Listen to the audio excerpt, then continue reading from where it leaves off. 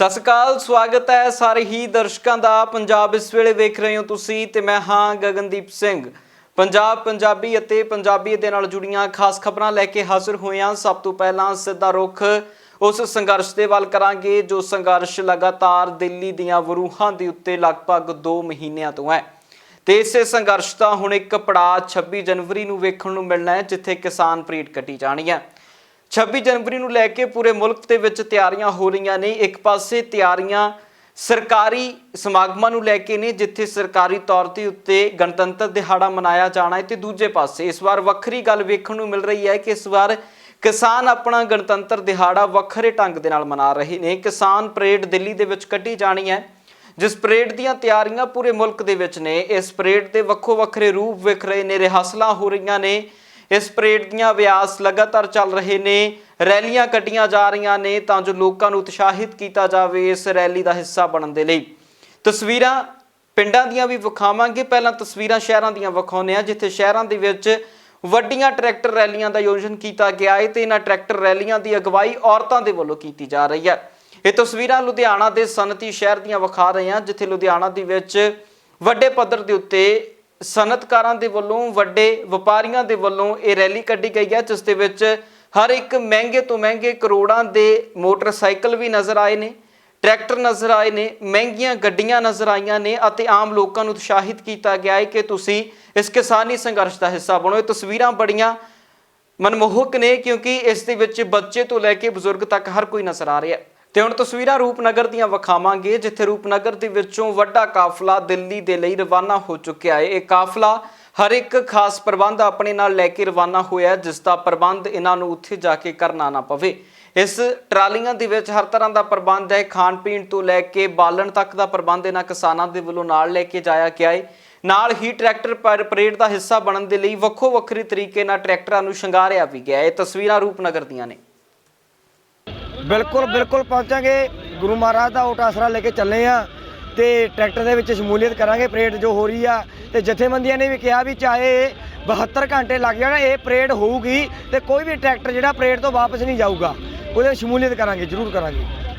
ਅੱਜ ਕਿਰਤੀ ਕਿਸਾਨ ਮੋਰਚਾ ਰੋਪੜ ਵੱਲੋਂ ਰੋਪੜ ਜ਼ਿਲ੍ਹੇ ਦੇ ਵਿੱਚੋਂ ਤਖਤ ਸ੍ਰੀ ਕੇਸਗੜ੍ਹ ਸਾਹਿਬ ਤੋਂ ਅਰਦਾਸ ਕਰਕੇ ਇੱਕ ਜਿਹੜਾ ਵੱਡਾ ਕਾਫਲਾ ਟਰੈਕਟਰ ਟਰਾਲੀਆਂ ਦਾ ਗੱਡੀਆਂ ਦਾ ਜਿਹੜਾ ਉਹ ਰਵਾਨਾ ਹੋਇਆਗਾ ਤੇ ਜੋ ਦਿੱਲੀ ਦੇ ਵਿੱਚ 26 ਜਨਵਰੀ ਦੀ ਪਰੇਡ ਆ ਉਹਦੇ ਲਈ ਅਸੀਂ ਅੱਜ ਪੂਰੇ ਉਤਸ਼ਾਹ ਦੇ ਨਾਲ ਇੱਥੋਂ ਨੌਜਵਾਨਾਂ ਨੇ, ਕਿਸਾਨਾਂ ਨੇ ਦਿੱਲੀ ਵੱਲ ਨੂੰ ਕੂਚ ਕੀਤਾ।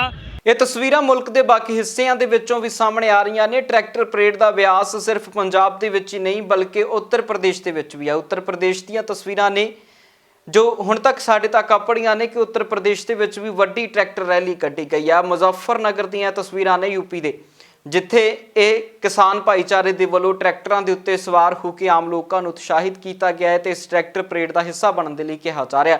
ਤਸਵੀਰਾਂ ਤੁਸੀਂ ਵੇਖ ਸਕਦੇ ਹੋ, ਇਹ ਤਸਵੀਰਾਂ ਉੱਤਰ ਪ੍ਰਦੇਸ਼ ਦੇ ਮੁਜ਼ੱਫਰਨਗਰ ਦੀਆਂ ਨੇ। ਉਧਰ ਕਿਸਾਨੀ ਸੰਘਰਸ਼ ਦੇ ਵਿੱਚ ਆਮ ਲੋਕਾਂ ਨੂੰ ਅਵੇਅਰ ਕਰਨ ਦੇ ਲਈ ਕਿ ਆਖਰਕਾਰ ਕਿਸਾਨੀ ਸੰਘਰਸ਼ ਦੇ ਵਿੱਚ ਜਾਣ ਵਾਲੇ ਲੋਕਾਂ ਨੂੰ ਕਿਹੋ ਜਿਹੀਆਂ ਚੀਜ਼ਾਂ ਦੀ ਜ਼ਰੂਰਤ ਪੈਂਦੀ ਹੈ ਤੇ ਕਿਹੋ ਜਿਹੇ ਪ੍ਰਬੰਧ ਆਮ ਲੋਕ ਨਾਲ ਲੈ ਕੇ ਜਾਣ, ਅਤੇ ਜੇਕਰ ਉੱਥੇ ਕਿਸੇ ਕਿਸਮ ਦੇ ਫਸਟ ਐਡ ਦੀ ਜ਼ਰੂਰਤ ਪੈਂਦੀ ਹੈ ਤਾਂ ਕਿਹੋ ਜਿਹੇ ਪ੍ਰਬੰਧ ਹੋਣੇ ਚਾਹੀਦੇ ਨੇ। ਇਸ ਦੇ ਲਈ ਪੈਂਫਲੇਟ ਛਪਵਾ ਕੇ ਇਹਨਾਂ ਕਿਸਾਨਾਂ ਨੂੰ ਵੰਡੇ ਗਏ ਨੇ ਜੋ ਕਿਸਾਨ ਦਿੱਲੀ ਦੇ ਲਈ ਰਵਾਨਾ ਹੋਏ ਨੇ। ਇਹਨਾਂ ਪੈਂਫਲੇਟ ਦੇ ਵਿੱਚ ਹਰ ਕੋਈ ਚੀਜ਼ ਲਿਖੀ ਗਈ ਹੈ। ਦੱਸਦੀਏ ਕਿ ਉਪਰਾਲਾ ਪੱਛਮੀ ਕਲੱਬ ਆਸਟ੍ਰੇਲੀਆ ਦੇ ਵੱਲੋਂ ਕੀਤਾ ਗਿਆ, ਜਿਨ੍ਹਾਂ ਦੇ ਵੱਲੋਂ ਅੰਮ੍ਰਿਤਸਰ ਦੇ ਮਾਨਾਵਾਲਾ ਟੋਲ ਪਲਾਜ਼ਾ ਦੇ ਉੱਤੇ ਇਹ ਪੈਂਫਲੇਟ ਵੰਡੇ ਗਏ ਨੇ ਅਤੇ ਕਿਸਾਨ ਸੰਘਰਸ਼ ਦੇ ਵਿੱਚ ਜ਼ਰੂਰੀ ਚੀਜ਼ਾਂ ਦੇ ਲਈ ਆਮ ਲੋਕਾਂ ਨੂੰ ਅਵੇਅਰ ਕਰਨ ਦੀ ਕੋਸ਼ਿਸ਼ ਕੀਤੀ ਗਈ ਹੈ। ਪੈਂਫਲੇਟ ਵੰਡਣ ਦਾ ਮੇਰਾ ਇੱਕੋ ਹੀ ਮਕਸਦ ਆ ਵੀ ਜਿਹੜੀਆਂ ਮੁਸ਼ਕਿਲਾਂ ਸਾਨੂੰ ਸ਼ੰਭੂ ਬਾਰਡਰ ਤੋੜਨ ਲੱਗਿਆ 26 ਨਵੰਬਰ ਨੂੰ ਆਈਆਂ ਸੀ, ਉਹ ਹੁਣ ਮੁਸ਼ਕਿਲਾਂ ਸਾਨੂੰ ਨਾ ਆਉਣ, ਕਿਉਂਕਿ ਸਾਨੂੰ ਪਤਾ ਨਹੀਂ ਕੇਂਦਰ ਦੀ ਨੀਤੀ ਕੀ ਹੈ, ਕੇਂਦਰ ਸਰਕਾਰ ਦਾ ਵਤੀਰਾ ਕੀ ਹੈ। ਅਸੀਂ ਤਾਂ ਆਪਣੇ ਸੰਘਰਸ਼ 'ਚ ਜਾਰੀ ਹਾਂ, ਬੈਠੇ ਸੀ, ਹੁਣ ਵੀ ਜਾਰੀ ਹਾਂ। ਅਤੇ ਉਹਦੇ ਵਿੱਚ ਮੈਂ ਇਹ ਚੀਜ਼ਾਂ ਮੇਨ ਲਿਖੀਆਂ ਨੇ ਵੀ ਸਭ ਤੋਂ ਅੱਗੇ ਜਿਹੜੇ ਟਰੈਕਟਰ ਹੋਣ ਉਹ ਸਾਡੇ ਨੌਜਵਾਨ ਵੀਰਾਂ ਦੇ ਹੋਣ।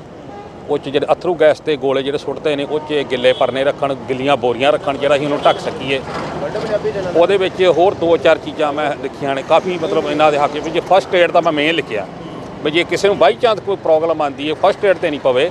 ਅਗਰ ਕਿਸੇ ਨੂੰ ਨਹੀਂ ਪਤਾ ਤੇ ਉਹ ਗੂਗਲ ਤੋਂ ਵੀ ਸਰਚ ਕਰਕੇ ਫਸਟ ਏਡ ਦਾ ਤਰੀਕਾ ਲੱਭ ਸਕਦਾ ਹੈ। ਉਧਰ 26 ਜਨਵਰੀ ਨੂੰ ਹੋਣ ਵਾਲੀ ਟਰੈਕਟਰ ਪਰੇਡ ਨੂੰ ਲੈ ਕੇ ਕਿਹੋ ਜਿਹਾ ਵਤੀਰਾ ਚੱਲ ਰਿਹਾ ਹੈ ਅਤੇ ਕਿਹੋ ਜਿਹੀ ਇਹ ਟਰੈਕਟਰ ਪਰੇਡ ਹੋਣ ਵਾਲੀ ਹੈ, ਕਿਉਂਕਿ ਵੱਖ-ਵੱਖ ਆਗੂਆਂ ਦੇ ਬਿਆਨ ਨੇ ਤੇ ਵੱਖ-ਵੱਖ ਲੋਕਾਂ ਦੇ ਬਿਆਨ ਨੇ ਇਸ ਦੇ ਵਿੱਚ ਕਿ ਟਰੈਕਟਰ ਪਰੇਡ ਇਤਿਹਾਸਿਕ ਹੋਣ ਵਾਲੀ ਹੈ।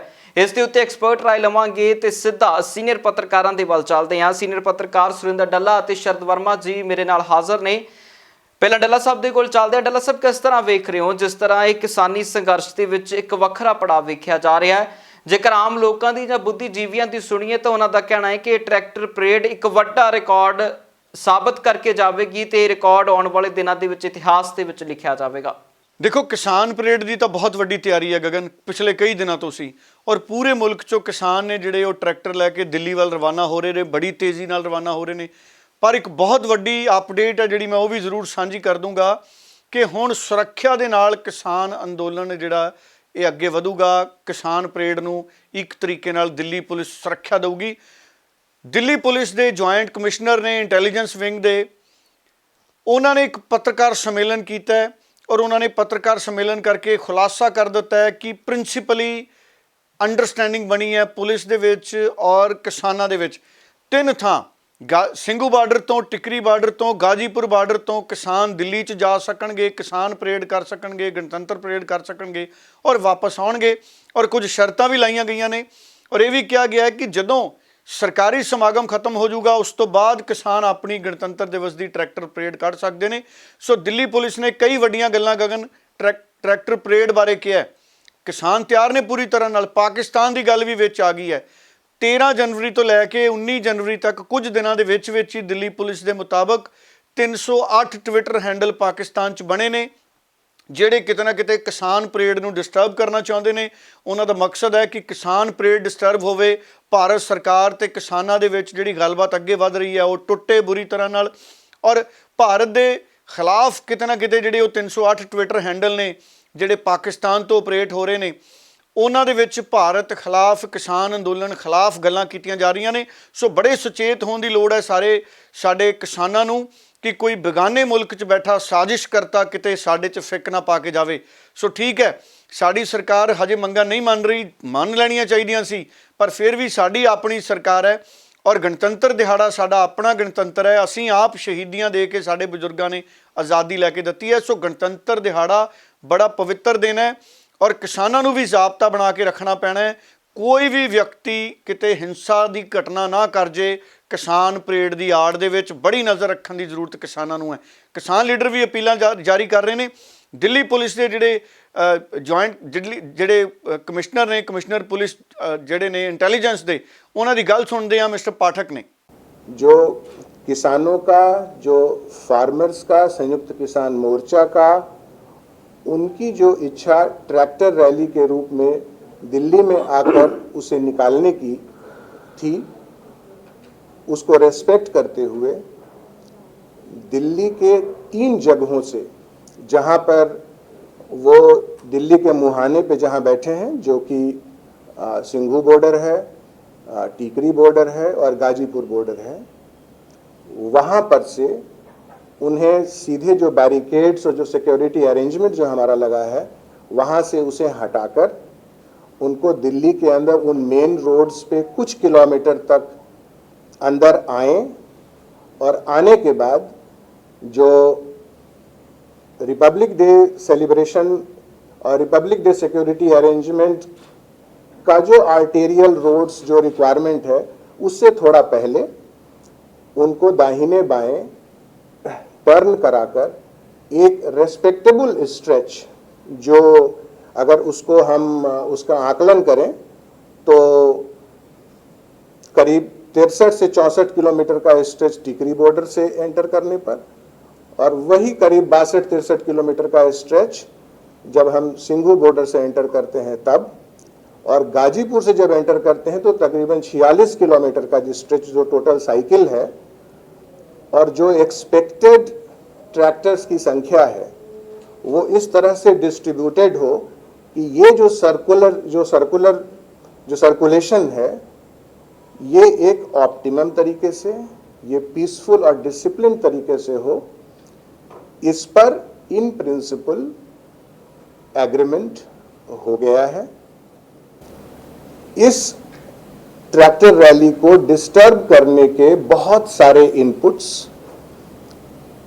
इंटेलिजेंस के थ्रू और वेरियस एजेंसीज के थ्रू ये बार बार आ रहे हैं।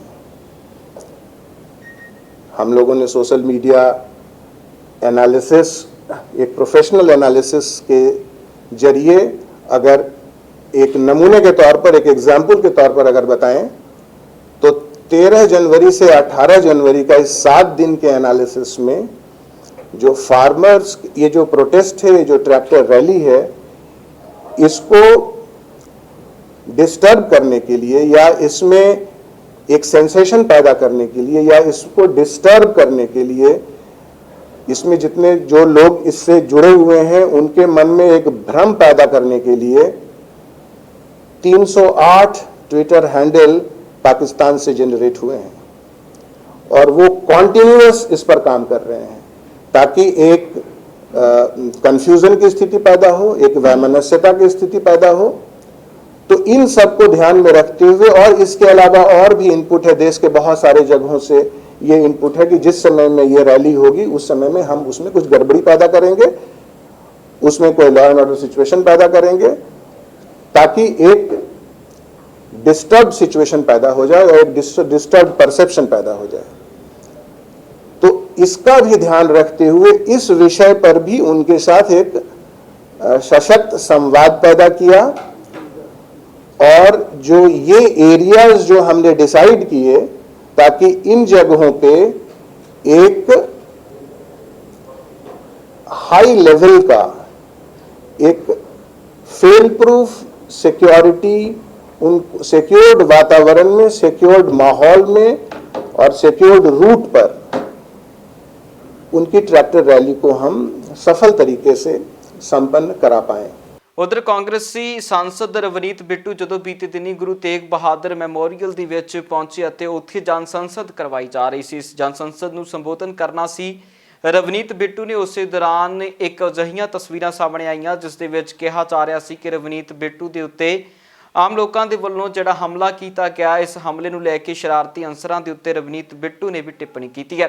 ਜ਼ਰੂਰ ਤਿੰਨੋਂ ਇਕੱਠੇ ਹੋ ਕੇ ਔਜਲਾ ਸਾਹਿਬ, ਜੀਰਾ ਜੀ, ਮੈਂ, ਅਸੀਂ ਜਾ ਕੇ ਉੱਥੇ ਸਾਰੇ ਜਦੋਂ ਉਤਰੇ ਉਹਨਾਂ ਨੇ ਕਦੇ ਫੋਟੋਆਂ ਕਦੇ ਤਸਵੀਰਾਂ ਖਿੱਚ ਰਹੇ ਸੀ। ਬੜੇ ਖੁਸ਼ੀ ਨਾਲ ਉਹ ਸਾਡੇ ਨਾਲ ਵੀ ਤੁਸੀਂ ਬਹੁਤ ਵਧੀਆ ਜੀ 40-50 ਦਿਨ ਹੋ ਗਏ, ਕੌਣ ਬੈਠਾ ਹੈ, ਤੁਸੀਂ ਬੈਠੇ ਹੋ। ਤੇ ਇੱਕਦਮ ਜਿਵੇਂ ਗੁਰਿੱਲਾ ਵਾਰ ਚੱਲਦੀ ਹੁੰਦੀ ਆ, ਉਹ ਲੋਕ ਨੇ ਝੰਡੇ ਲੈ ਕੇ ਉੱਥੋਂ ਹਜ਼ਾਰਾਂ ਦੀ ਗਿਣਤੀ 'ਚ ਲੈ ਕੇ ਸਾਡੇ ਤੇ ਹਮਲਾ ਕੀਤਾ। ਅਸੀਂ ਤਾਂ ਕੋਈ ਗਨਮੈਨ ਨਹੀਂ ਸਾਡੇ ਨਾਲ, ਅਸੀਂ ਤਾਂ ਇਕੱਲੇ ਪਰਨੇ ਬੰਨ੍ਹ ਕੇ ਗਏ ਸੀ, ਕੋਈ ਸਾਡੇ ਨਾਲ ਸਿਕਿਉਰਿਟੀ ਨਹੀਂ ਸੀ। ਅਸੀਂ ਬਥੇਰਾ ਕਿਹਾ ਵੀ ਬੇਟਾ ਆਪਾਂ ਤਾਂ ਪੂਰੇ ਦਿੱਲੀ 'ਚ ਆ, ਦਿੱਲੀ 'ਚ ਪੰਜਾਬ ਦਾ ਏਕਾ ਦਿਖਾਈਏ, ਆਪਾਂ ਇੱਕ ਦੂਜੇ ਦੀ ਪੱਗ ਲਾ ਕੇ ਨਾ ਦਿਖਾਈਏ ਪੰਜਾਬ 'ਚ, ਕਿਸੇ ਨੇ ਆਪਾਂ ਨੂੰ ਬਖਸ਼ਣਾ ਨਹੀਂਗਾ। ਪਰ ਉਹਨਾਂ ਨੂੰ ਕੋਈ ਨਹੀਂ, ਉਹ ਦੇ ਮੇਰੇ ਸਭ ਤੋਂ ਪਹਿਲਾਂ ਸਿਰ 'ਚ ਪਿੱਛੇ ਜਿਹੜਾ ਵੱਡਾ ਸੋਟਾ ਸੀ ਉਹ ਮਾਰਿਆ। ਉਧਰ ਕਿਸਾਨੀ ਅੰਦੋਲਨ ਦੇ ਚੱਲਦਿਆਂ ਪੰਜਾਬ ਦੇ ਵਿੱਚ ਹੋਣ ਵਾਲੀਆਂ ਨਗਰ ਨਿਗਮ ਚੋਣਾਂ ਦੇ ਉੱਤੇ ਵੀ ਇਸ ਦਾ ਅਸਰ ਵੇਖਣ ਨੂੰ ਮਿਲ ਰਿਹਾ ਹੈ। ਪੰਜਾਬ ਦੇ ਕਈ ਸ਼ਹਿਰਾਂ ਦੇ ਵਿੱਚ ਨਗਰ ਨਿਗਮ ਚੋਣਾਂ ਦੇ ਬਾਈਕਾਟ ਕਰਨ ਦੀ ਪ੍ਰਕਿਰਿਆ ਸ਼ੁਰੂ ਹੋ ਚੁੱਕੀ ਹੈ। ਤਸਵੀਰਾਂ ਫਿਰੋਜ਼ਪੁਰ ਦੀਆਂ ਨੇ ਜਿੱਥੇ ਫਿਰੋਜ਼ਪੁਰ ਦੇ ਭਾਰਤ ਨਗਰ ਦੇ ਵਿੱਚ ਨਗਰ ਨਿਗਮ ਚੋਣਾਂ ਦਾ ਸਰਬਸੰਮਤੀ ਦੇ ਨਾਲ ਬਾਈਕਾਟ ਕੀਤਾ ਗਿਆ। ਦੱਸ ਦਈਏ ਕਿ ਮੁਹੱਲਾ ਨਿਵਾਸੀਆਂ ਦੇ ਵੱਲੋਂ ਇੱਥੇ ਇੱਕ ਮੀਟਿੰਗ ਕੀਤੀ ਗਈ, ਜਿਸ ਮੀਟਿੰਗ ਦੇ ਵਿੱਚ ਫੈਸਲਾ ਲਿਆ ਗਿਆ ਹੈ ਕਿ ਜਦੋਂ ਤੱਕ ਕਿਸਾਨੀ ਅੰਦੋਲਨ ਦਾ ਕੋਈ ਠੋਸ ਹੱਲ ਨਹੀਂ ਨਿਕਲ ਜਾਂਦਾ ਉਦੋਂ ਤੱਕ ਇਹਨਾਂ ਦੇ ਮੁਹੱਲੇ ਦੇ ਵਿੱਚ ਕਿਸੇ ਵੀ ਕਿਸਮ ਦੀਆਂ ਨਗਰ ਨਿਗਮ ਚੋਣਾਂ ਨੂੰ ਸਾਥ ਨਹੀਂ ਦਿੱਤਾ ਜਾਵੇਗਾ। ਤੇ ਉਹਨਾਂ ਨੇ ਕਿਹਾ ਕਿ ਅਸੀਂ ਪੂਰਨ ਤੌਰ ਦੇ ਉੱਤੇ ਚੋਣਾਂ ਦਾ ਜਿਹੜਾ ਬਾਈਕਾਟ ਇਸ ਕਿਸਾਨੀ ਸੰਘਰਸ਼ ਦੇ ਦੌਰਾਨ ਕਰਾਂਗੇ ਜਦੋਂ ਤੱਕ ਕਿਸਾਨਾਂ ਦੇ ਮੁਸ਼ਕਲਾਂ ਦਾ ਕੋਈ ਠੋਸ ਹੱਲ ਸਾਹਮਣੇ ਨਹੀਂ ਆ ਜਾਂਦਾ। ਭਗਵਾਨ ਸਿੰਘ, ਗਲੀ ਨੰਬਰ 1, ਭਾਰਤ ਨਗਰ, ਫਿਰੋਜ਼ਪੁਰ ਸ਼ਹਿਰ। ਅਸੀਂ ਲਿਖਿਆ ਜੀ ਇੱਥੇ ਕੋਈ ਵੀ ਪਾਰਟੀ ਬਾਈ ਤੋਂ ਉੱਪਰ ਉੱਠ ਕੇ ਇੱਥੇ ਕੋਈ ਵੀ ਬੰਦਾ ਵੋਟ ਮੰਗਣ ਨਾ ਆਵੇ ਸਾਡੇ ਮੁਹੱਲੇ 'ਚ। ਜਿੰਨਾ ਚਿਰ ਸਾਡੇ ਕਿਸਾਨ ਭਰਾਵਾਂ ਦੇ ਉੱਤੇ ਕੋਈ ਮੁੱਦਾ ਹੱਲ ਨਹੀਂ ਹੁੰਦਾ, ਜਿੰਨਾ ਚਿਰ ਕੋਈ ਸਰਕਾਰ ਮੰਨਦੀ ਨਹੀਂ ਪਈ, ਅਸੀਂ ਪਾਰਟੀ ਬਾਈ ਤੋਂ ਉੱਪਰ ਉੱਠ ਕੇ, ਅਸੀਂ ਇਹ ਨਹੀਂ ਕਹਿੰਦੇ ਵੀ ਸਾਡੇ ਕੋਲ ਕੋਈ ਪਾਰਟੀ ਵਾਲਾ ਪਾਰਟੀ ਬਾਈ ਦੇ ਵਿੱਚ ਅਸੀਂ ਪੈਂਦੇ ਹਾਂ। ਪਾਰਟੀ ਬਾਈ ਤੋਂ ਉੱਪਰ ਉੱਠ ਕੇ ਅਸੀਂ ਕਹਿੰਦੇ ਹਾਂ ਵੀ ਜਿੰਨਾ ਚਿਰ ਸਾਡੇ ਕਿਸਾਨ ਭਰਾਵਾਂ, ਸਾਡੀ ਆਪ ਦੀਆਂ ਖੁਦ ਦੀਆਂ ਮੁਸ਼ਕਲਾਂ ਨੇ, ਜਿੰਨਾ ਚਿਰ ਹੱਲ ਨਹੀਂ ਉੱਤੇ ਹੁੰਦੀਆਂ, ਜਿੰਨਾ ਬਿੱਲ ਕੈਂਸਲ ਨਹੀਂ ਹੁੰਦੇ, ਸਾਡੇ ਕਿਸਾਨ ਭਰਾਵਾਂ ਦੀ ਜਿੱਤ ਨਹੀਂ ਉਹਨਾਂ ਚਿਰ ਹੁੰਦੀ। ਅਤੇ ਅਸੀਂ ਵੀ ਉੱਥੇ ਜਾ ਕੇ ਆਏ ਹਾਂ। ਸਾਡੇ ਵਿੱਚੋਂ ਮੇਰੇ ਤੋਂ ਛੋਟੇ ਬ੍ਰਦਰ ਦੀ ਡੈਥ ਹੋ ਗਈ ਹਾਰਟ ਅਟੈਕ ਨਾਲ, ਉਹਦੇ ਕਰਕੇ ਅਸੀਂ ਆਏ ਹਾਂ। ਅਤੇ ਉਦੋਂ ਪਹਿਲੋਂ ਜੇ ਤਾਂ ਹੋ ਗਿਆ ਪ੍ਰੋਗਰਾਮ ਪਾਠ ਤੋਂ ਹੋ ਗਿਆ ਤਾਂ ਅਸੀਂ ਚਲੇ ਜਾਣਾ, ਨਹੀਂ ਤਾਂ ਵਾਪਸ ਉੱਥੇ ਭੋਗ ਪਵਾ ਕੇ ਅਸੀਂ ਜ਼ਰੂਰ ਜਾਵਾਂਗੇ ਜੀ 26 ਤਰੀਕ 'ਤੇ। ਇਹ ਸਾਡਾ ਮੁਹੱਲਾ ਭਾਰਤ ਨਗਰ ਜੀ, ਗਲੀ ਨੰਬਰ 1, ਫਿਰੋਜ਼ਪੁਰ ਸ਼ਹਿਰ। ਅਸੀਂ ਇਹ ਬੈਨਰ ਲਾਇਆ ਜੀ ਕਿ ਕੋਈ ਵੀ ਕੈਂਡੀਡੇਟ ਜਿਹੜਾ ਮਿਊਨਸਿਪਲ ਕਮੇਟੀ ਦੇ ਇਲੈਕਸ਼ਨ ਆ ਰਹੇ ਨੇ ਸਾਡੇ ਕੋਲ ਵੋਟ ਮੰਗਣ ਨਾ ਆਵੇ। ਬਸ਼ਰਤੇ ਜਿੰਨੀ ਦੇਰ ਆਪਣਾ ਕਿਸਾਨਾਂ ਦਾ ਮਸਲਾ ਹੱਲ ਨਹੀਂ ਹੋ ਜਾਂਦਾ। ਜੋ ਸਰਕਾਰ ਨੇ ਕਿਸਾਨਾਂ ਪ੍ਰਤੀ ਇਹ ਕਾਲੇ ਕਾਨੂੰਨ ਬਣਾਏ ਨੇ ਇਹ ਰੱਦ ਹੋਣੇ ਚਾਹੀਦੇ ਨੇ। ਸਾਡਾ ਕਿਸਾਨ ਮਾਈਨਸ ਡਿਗਰੀ ਤਾਪਮਾਨ ਦੇ ਉੱਤੇ ਬਾਰਡਰਾਂ ਦੇ ਉੱਤੇ ਬੈਠਾ ਹੈ, ਜਿਸ ਦੀ ਕੋਈ ਸੁਣਵਾਈ ਨਹੀਂ ਹੋ ਰਹੀ। ਹਾਂਜੀ, ਗਲੀ ਨੰਬਰ 1 ਭਾਰਤ ਨਗਰ ਫਿਰੋਜ਼ਪੁਰ ਸ਼ਹਿਰ ਅਸੀਂ ਸਾਰਿਆਂ ਨੇ ਮੀਟਿੰਗ ਕੀਤੀ ਸੀ। ਅਸੀਂ ਦੂਜਾ ਨਾ ਕਿ ਕਿਸੇ ਨੂੰ ਵੋਟ ਨਹੀਂ ਪਾਉਣੀ ਤੇ ਨਾ ਇੱਥੇ ਕੋਈ ਵੋਟ ਮੰਗਣ ਆਵੇ, ਜਿਹਨਾਂ ਇੱਕ ਕਿਸਾਨਾਂ ਦਾ ਮਸਲਾ ਹੱਲ ਨਹੀਂ ਹੁੰਦਾ। ਸੰਘਰਸ਼ ਅਸੀਂ ਆਪ ਖੁਦ ਉੱਥੇ ਹੋ ਕੇ ਆਏ, ਅਸੀਂ ਆਪ ਜ਼ਿਮੀਂਦਾਰ ਹਾਂ।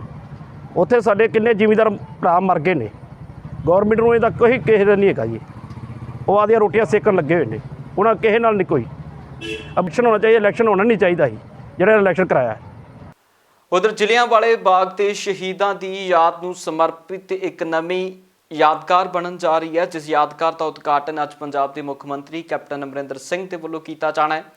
ਦੱਸ ਦਈਏ ਕਿ ਇਸ ਸਾਰੀਆਂ ਤਿਆਰੀਆਂ ਦਾ ਜਾਇਜ਼ਾ ਲੈਣ ਦੇ ਲਈ ਬੀਤੇ ਦਿਨਾਂ ਕਾਂਗਰਸ ਦੇ ਸੀਨੀਅਰ ਆਗੂ ਅਤੇ ਵਿਧਾਇਕ ਰਾਜਕੁਮਾਰ ਵੇਰਕਾ ਪਹੁੰਚੇ ਸੀ, ਜਿਨ੍ਹਾਂ ਨੇ ਵਿਸਥਾਰ ਦੇ ਨਾਲ ਦੱਸਿਆ ਕਿ ਸਮਾਰਕ ਕਿਸ ਤਰ੍ਹਾਂ ਬਣਨ ਜਾ ਰਿਹਾ ਹੈ ਅਤੇ ਇਸ ਸਮਾਰਕ ਦੇ ਵਿੱਚ ਕਿਹੋ ਜਿਹੇ ਪ੍ਰਬੰਧ ਖਾਸ ਤੌਰ ਦੇ ਉੱਤੇ ਕੀਤੇ ਜਾ ਰਹੇ ਨੇ। ਦੱਸ ਦਈਏ ਕਿ ਇਸ ਦੇ ਵਿੱਚ ਖਾਸ ਗੱਲ ਇਹ ਹੈ ਕਿ ਜਲਿਆਂਵਾਲੇ ਬਾਗ ਦੇ ਸ਼ਹੀਦਾਂ ਦੇ ਉਹਨਾਂ 400 ਪਰਿਵਾਰਾਂ ਨੂੰ ਆਇਡੈਂਟੀਫਾਈ ਕੀਤਾ ਗਿਆ ਹੈ ਤੇ ਉਹਨਾਂ ਪਰਿਵਾਰਾਂ ਦੇ ਘਰਾਂ ਦੀ ਮਿੱਟੀ ਲਿਆ ਕੇ ਇਸ ਸਮਾਰਕ ਦੀ ਹਿੱਸਾ ਬਣਾਇਆ ਜਾਵੇਗਾ।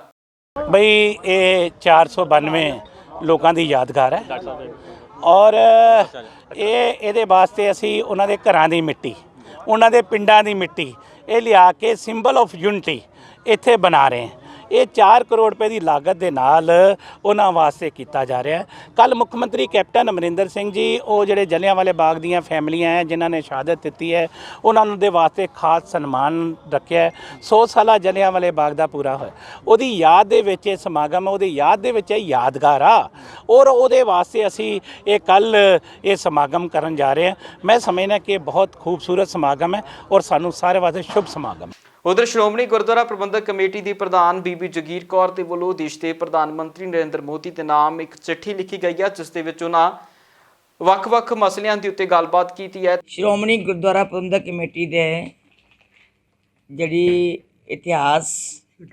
ਸਿੱਖ ਇਤਿਹਾਸ ਬੋਰਡ ਦੀ ਜਿਹੜੀ ਹੈ ਉਹ ਮੀਟਿੰਗ ਹੋਈ। ਬਹੁਤ ਸਾਰੀਆਂ ਜਿੱਥੇ ਵਿਚਾਰਾਂ ਕੀਤੀਆਂ ਗਈਆਂ, ਉੱਥੇ ਖਾਸ ਕਰਕੇ 400 ਸਾਲਾ ਸ਼੍ਰੀ ਗੁਰੂ ਤੇਗ ਬਹਾਦਰ ਸਾਹਿਬ ਜੀ ਦਾ ਜਿਹੜਾ ਪ੍ਰਕਾਸ਼ ਉਤਸਵ ਸ਼ਤਾਬਦੀ ਰੂਪ ਵਿੱਚ ਮਨਾਇਆ ਜਾ ਰਿਹਾ ਹੈ, ਉਹਦੇ ਸੰਬੰਧ ਵਿੱਚ ਬਹੁਤ ਹੀ ਡੂੰਘੀਆਂ ਤੇ ਬੜੀਆਂ ਹੀ ਕੀਮਤੀ ਵਿਚਾਰਾਂ ਜਿਹੜੀਆਂ ਇਤਿਹਾਸਕਾਰ ਖੋਜ ਕੇਂਦਰ ਨਾਲ ਜਿਹੜੀ ਸੰਬੰਧਿਤ ਹੈ ਉਹਨਾਂ ਦੇ ਵਿੱਚ ਕੀਤੀਆਂ ਗਈਆਂ। ਸਭ ਤੋਂ ਪਹਿਲੀ ਜਿਹੜੀ ਗੱਲ ਹੈ ਇਹ ਕੀਤਾ ਗਿਆ ਕਿ ਭਾਰਤ ਸਰਕਾਰ ਨੂੰ